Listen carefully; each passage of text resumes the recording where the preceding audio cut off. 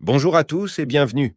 Aujourd'hui, nous allons traiter d'un sujet très sensible, les chiffres économiques des États-Unis. Ils mettent en lumière une tendance très inquiétante, les défauts de paiement sur les cartes de crédit. Restez avec nous pour comprendre pourquoi ces chiffres pourraient indiquer une possible crise économique mondiale en 2024. Avant de continuer, pensez à vous abonner à la chaîne et si vous avez des questions, vous pouvez me contacter sur mon canal Telegram dont le lien est dans la description. Je vais vous expliquer pourquoi j'ai pris comme base de travail les défauts de paiement sur les cartes de crédit aux États-Unis. Contrairement à l'Europe ou à l'Afrique, les Américains ont tous une carte de crédit. Ils s'en servent pour faire des achats sur Internet, payer les dépenses de la vie quotidienne, essence, restaurant. Le soir, en rentrant chez eux, ils remboursent leur carte de crédit. Ainsi, cela ne leur fait pas d'intérêt.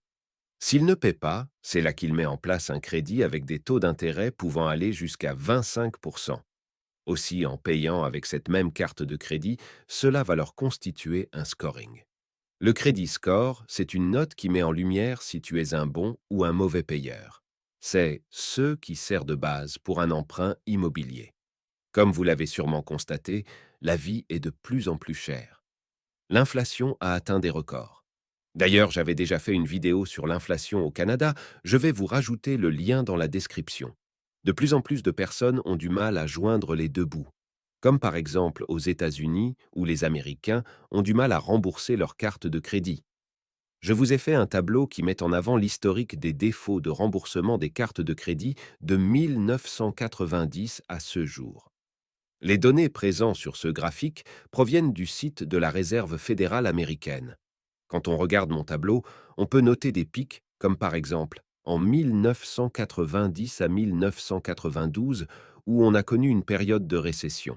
Ensuite, on peut voir en 2008 et 2009 ceux qui correspondent à la période de la Grande Récession. Maintenant, regardez comment la courbe évolue cette année. Ce qui laisse à penser que nous allons traverser une période très dure et très difficile, peut-être une période de récession. Alors faites très attention aux prochains jours, car la crise économique mondiale, c'est pour bientôt. J'espère que cette vidéo vous a plu. N'oubliez pas de mettre un like si vous aimez et à bientôt pour une prochaine vidéo.